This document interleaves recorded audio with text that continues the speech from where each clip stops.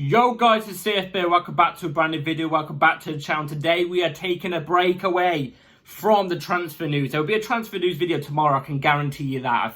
I'm pretty sure there will be a transfer news video ready for tomorrow. So go and be ready for that. But we're taking a step away. We're going for the expectations. What do we expect from Chelsea going into the 2024-25 Premier League season? What are my expectations? Well, I'm going to give it to you in this video right here today. So before we do get into it, please like, subscribe, hit the bell notification so notified every time I load a video. Also, the first link in the description is my streaming channel and my second channel. Go and check that out. It'd be very much appreciated. I was about to say up there. No, that's the bell notification. Make sure you click that.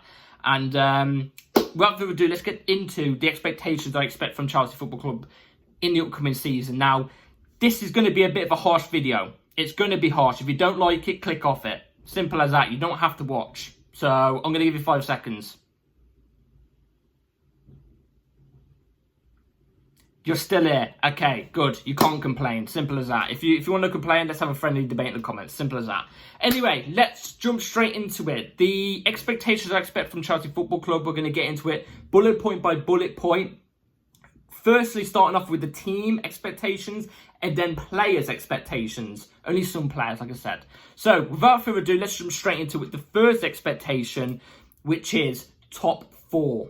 Top 4 is a must. I don't care what anybody's got to say, or, what anyone, gives an excuse or anything like that. Top 4 is the minimum. I don't care. That goes towards the manager. That goes to the players. Now, I'm going to quickly say this right off the bat. Enzo Maresca, I feel really, really bad for because I feel like he's been thrown straight into the fire. You look at our current squad that we've got. Yes, we've still got business to do. We're still looking for a striker like Victor Osimhen, hopefully, fingers crossed. But you look at the players we should be selling or loaning, there's still much business to do, but we've still got a squad of 39, 40 players. It's ridiculous. And there's only a week until the Premier League starts. So there's, with the first couple of weeks, I could kind of understand, and he's still probably getting used to the squad and the players and the system, and players are still getting used to his system. So the first couple of weeks, I'll lay it off. I'll still give criticism as well to Enzo Maresca when criticism is deserved.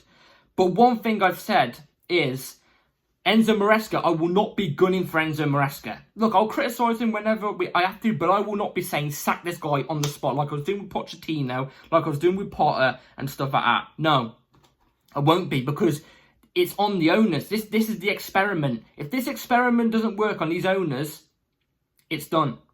It's done in my opinion. You know what I mean? There's no time for experimenting. Either way, let's move back onto the bullet point. Top 4 is a straight up must. We've not had top 4 now for 2 seasons on the trot. We cannot go 3 seasons without UCL football. I'm sorry, we cannot go 3 seasons without UCL. I don't care if it's a new beginning. I don't care if it's a new ownership. I don't care if it's new players and they're all young. I don't care. We've spent the money that we've spent. We've still got enough quality to get top 4. I expect top 4 this season no matter what. I do. But like I said, I will not be gunning for the players and I will not be gunning for the manager. I'll give criticism when it's deserved. It's the guys at the top. This season is the must. This season's the must. If this season doesn't work out, we should be going straight for them owners. Straight for them. So this is your time for experiments, okay? But it's got to work out now.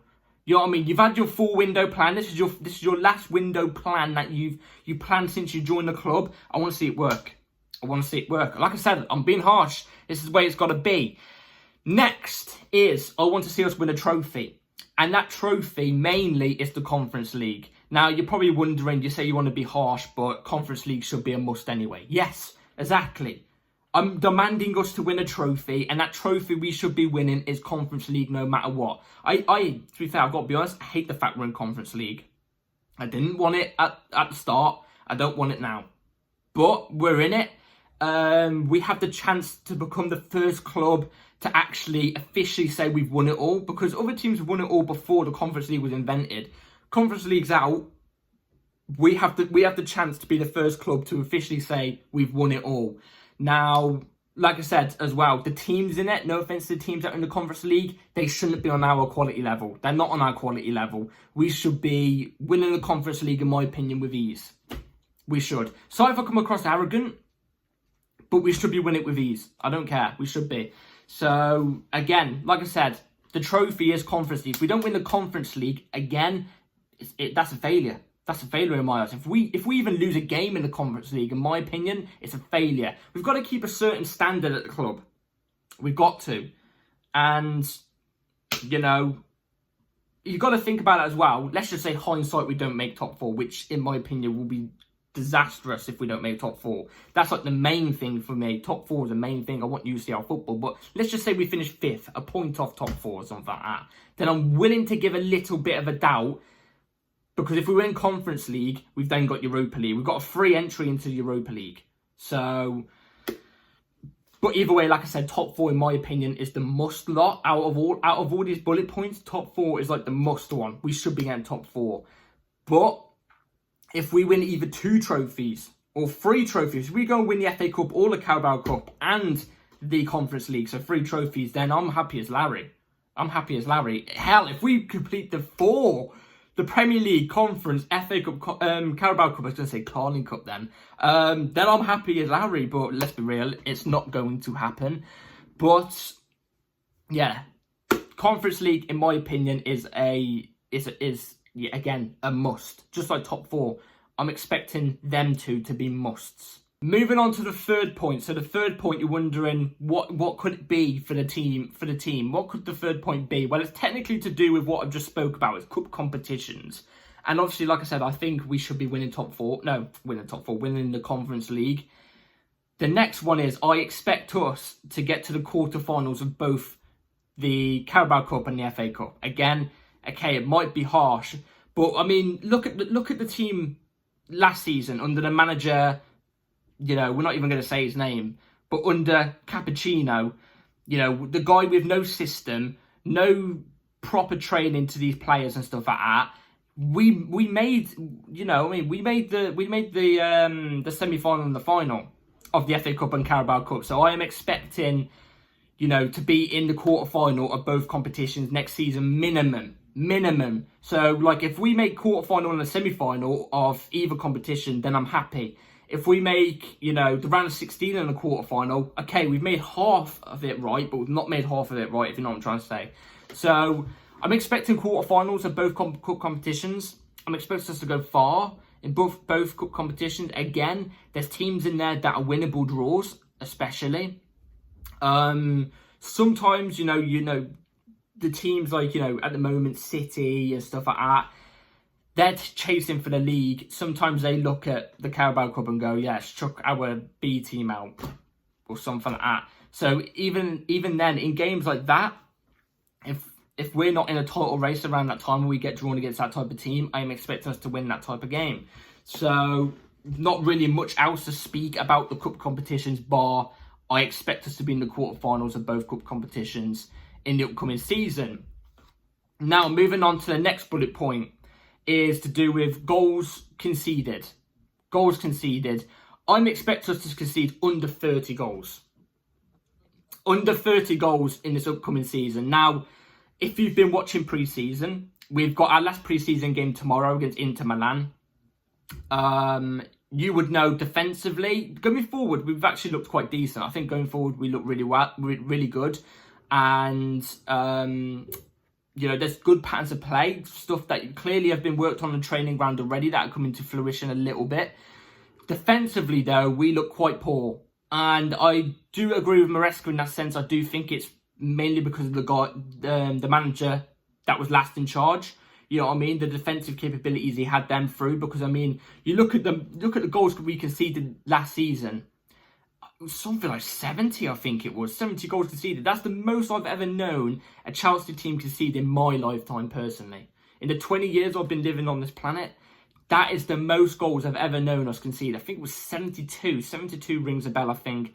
We cannot... Chelsea, all I've ever known growing up is Chelsea being one of the best defensive teams in the world. The best in the league. Do you know what I mean? That's what I grew up knowing, and I've loved that type of football, defensive football, you know, beating teams on counter-attacks. That's not how Maresca plays, but I'm still expecting us, we have the defence to do it. I mean, you look at our defensive options, you know, Tosin Adarabioyo, I think, is really, really good. I think Wesley Fofana is really, really good, even though he's looked quite slow in pre-season. But even then, he has been out the whole season with an injury. I think Badiashile is good, but in pre-season and as of the latter stages of last season, he didn't show it. Carl Wilt as well, top quality player, but again in pre-season hasn't shown it. So, in my opinion, we do have the quality in defence to do it. I mean, Reece James as well. Reece James, Malo Gusto. Cucurella, I can't really say much on Renato Viega because I've not seen much of him. But we have the defence. We have the defence to just about concede, in my opinion, under 30 goals. I'm not saying it's going to be a landslide and we're going to concede 19, or I'm expect us to do a replica of Chelsea 04-05 and concede under 15 goals. No, that's not what I'm saying. What I'm saying is I think it's going to be tight. I think it might be about 28, 29 goals, even maybe 30. But I don't want us conceding over 30. So that's my conceded part of the video. Now, moving on to the last part, which is very, very simple, very, very easy. And it's a slight dig at the last manager that we had. I want to see a system. I want to see a style of play. I want to see a system. Because last season, it was... The reason why, in my opinion, this is going to... Again, it's going to sound mental. It's going to sound mental as my monitor decides to turn off. Stupid idiot. Anyway, last season, in my opinion, was worse on the eye and worse to get through games, even though we finished in a better season last season compared to the season before. Why? Because this part isn't a negative, but we were being carried by one player, and that was Cole Palmer. It was Cole Palmer. It was literally the Cole Palmer FC. That's what it was. It was Cole Palmer taking us through games. If we had no Cole Palmer last season, I think we would have finished worse than what we did. Like, maybe around 9th or 10th, perhaps, maybe. But the main reason why is because the games were so long to get through. Even if we won the game, you go out of the game, out of the house, and you go, what the hell did I just watch? Time just went so slow. No style, no system. You can clearly tell the players weren't being coached on the training ground. The only thing that was drilled to the players to tell them to go out there and do was just to press. Just to press. And that's why Gallagher worked so well under Pochettino. Because it was the only thing Pochettino was installing in these players. Press. I never saw a style of play or a system. There was only 4 times or 5 times last season, including cup competitions, that I saw a style of play and was there like, actually, you know what? Fair enough. There's something here. A little bit. And the main one was when we beat, I think it was West Ham 5-0. Like, that game I came out and I was like, actually, I'm very happy. Very happy with that. But bar that, even towards the end of the season, yes, we were starting winning games and drawing games a little bit more than we did in the first part of the season.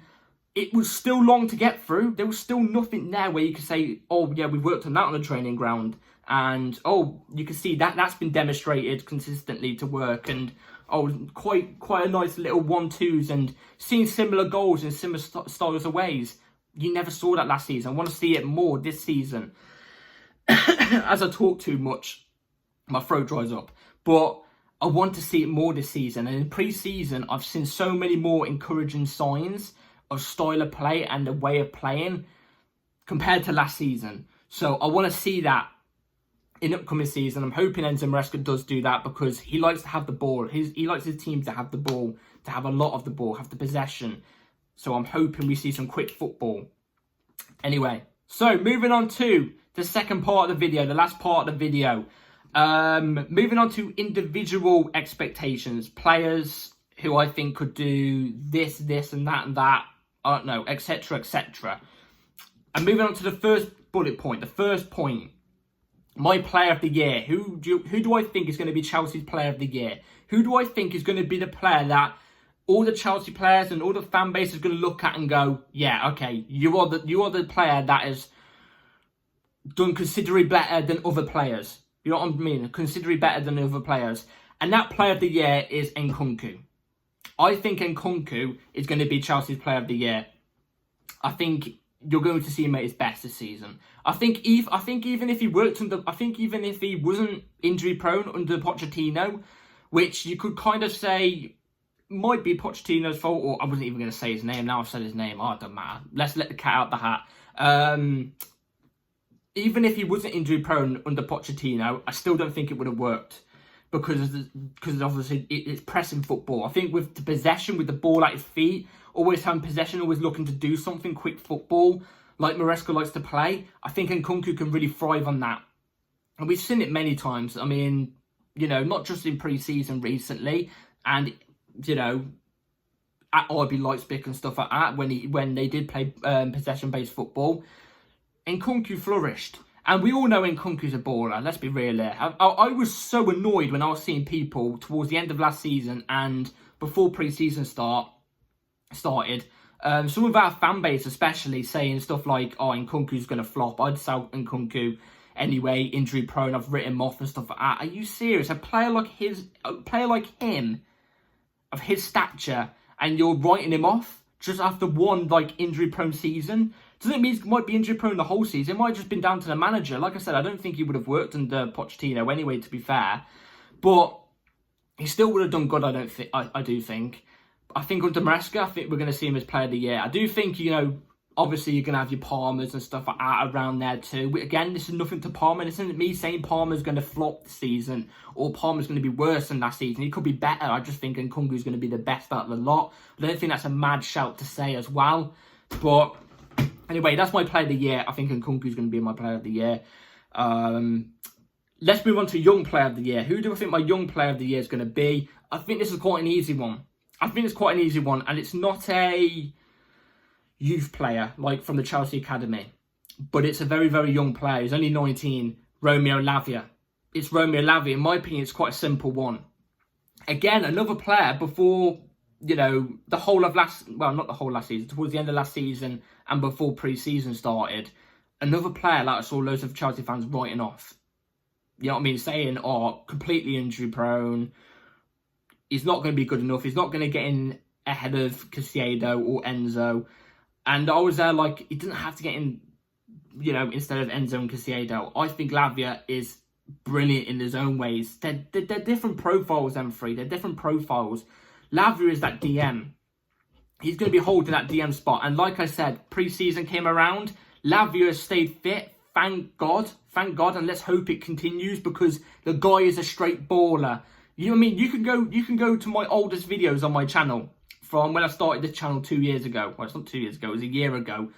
It was January 2023 that it started. During the 22-23 season. And it was one of my first videos. It was remaking Chelsea or something like that. And I put Lavia in my team, saying Chelsea should go and sign Lavia. And I've not looked back since. I 100% trust Lavia. I think he's such a baller. I think defensively he's so good. So a lot of people comparing to Kante. He's not that Kante type player, but he can play in that role if he really wanted to. He's that good. He's still, like I said, he's still so young, and I believe he's so good. His potential, in my opinion, in another 2 years' time, I think he could be the best DM in the league. I think he's going to be one of the best DMs in the league as it is anyway. But I think he has the potential in 2 years' time, in just 2 years' time, to become the best by a mile DM in the league. Defensive midfielder in the league. Like, by a mile. 2 years' time, he would only be 21. Do you know what I'm trying to say? That's how good I think Romeo Lavia really is. You know, his ball distribution, recovering balls, and, you know, he's just everywhere. You know what I mean? So, I've got Lavia as young player of the year. Like I said, he's still very, very young. It's not like he's 23 or something like that, or 24. He is, like, one of the youngest in the squad. And that says it all when we've got such a young squad. It's they're all like 21 and stuff like that. So, yeah. Anyway, moving on to top goal scorer. We're going to get through these last couple ones quickly because there's not really much to really say about them. But top goal scorer, I think, is going to be Nkunku. I think the top goal scorer is going to be Nkunku. Again, I don't think far behind is going to be a player like Palmer or Jackson or something like that. I think Nkunku, you're going to see him popping up in the right places. I don't think he's going to score screamer after screamer after screamer after screamer, hat-trick after hat-trick like Palmer was doing last season. Do you know what I mean? I don't think it's going to be anything like that. And Palmer's on penalties too as well. Enzo Maresca confirmed that. So Nkunku's not going to be on penalties. I just think Nkunku's going to be in the right place at the right time for each goal. Each goal, he's going to arrive in the right place at the right time. And you see him score a couple of good goals, like top quality goals, because he is a top quality player.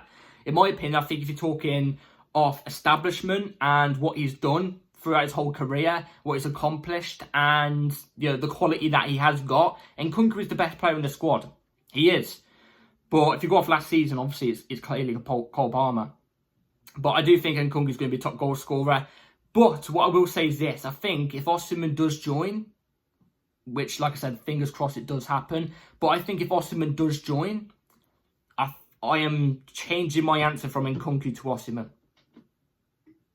If he does join. But that's if he joins. He might not even join. I think Palmer and Jackson are going to be very close as well.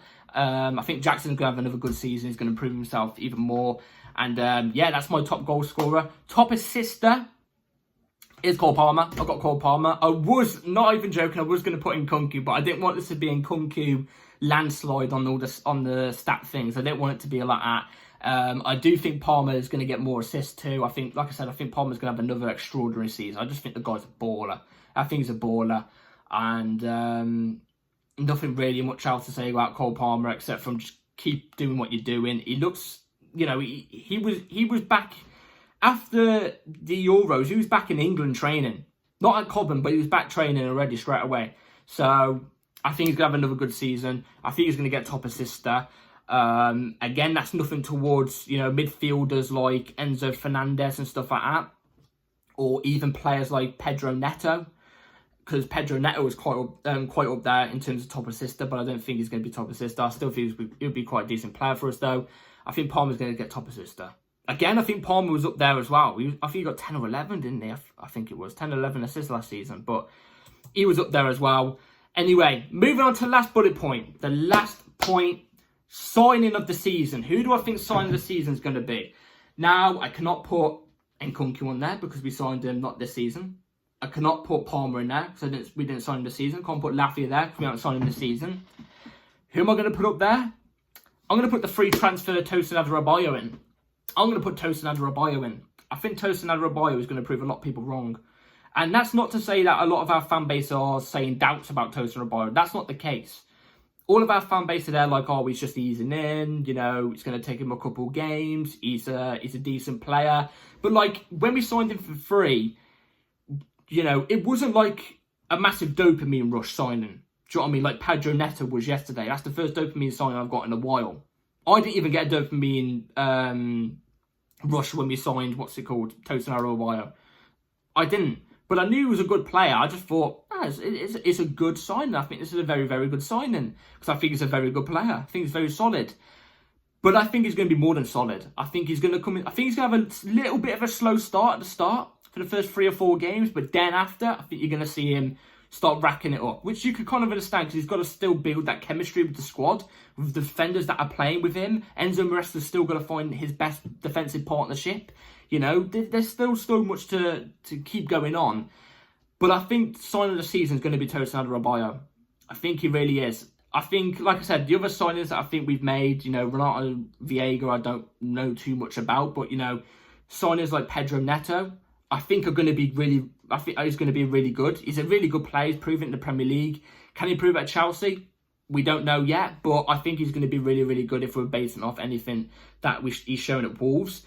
Do I think Omrodian's going to get on there? No. Like I said, I've got doubts about Omrodian. If we do sign Osimhen, do I think he could be on there? I think he might be just a tier below Tosin Adarabioyo because I do think Osimhen is tailor-made for the Premier League. But like I said, we haven't even signed him yet. And it's not guaranteed we're going to sign him. But I just hope we sign him. That's how much hope I've got. And we're still in discussion, so I'm fingers crossed. But I do think Tosin Adarabioyo will show why he is, sign of the season. I think, especially on a free transfer, you got to take value into it as well. It's a free transfer. And there wasn't many massive clubs going for him. There was just Newcastle, and we beat Newcastle to the signing of him. You know what I mean? When we were in less of discussions for less time than Newcastle, and he still went, I want Chelsea. I think, we see him on the pitch. You see him in the training videos since pre-season. You've seen him in pre-season. He seems like a commander. It seems like he gets along with the squad really well. He seems like a natural leader. I think his height is going to do really, really well too. I think he's going to be solid. I really do. And I think he's going to be one of our more important players this season. Like I said, he's 26, turning 27. or I think he's 26. He's only just turned 26. He's going to turn 27 next season, or he might be turning 27. One or two. I think he's 26, though. He's the more experienced heads in the team. And, you know, like I said, I think he's going to be signed in the summer. So, yeah. Anyway, that's my expectations video on Chelsea Football Club, all about the players and the team. Let me know in the comments down below what your expectations are. What's your bullet points? Do you think top four is a must, you know, etc., player of the year? Or if you want to just do player of the years and etc., then go for it. I'm all ears. I'll be listening. I'll be liking the comments like usual. And yeah. Anyway, tune in. Like I said, there probably will be a transfer news video tomorrow, so be ready with the bell notification on, so be ready to hit that. And yeah, please like, subscribe, take care everybody, and I'll see you in the next one. Have a good rest of your day and night. Peace.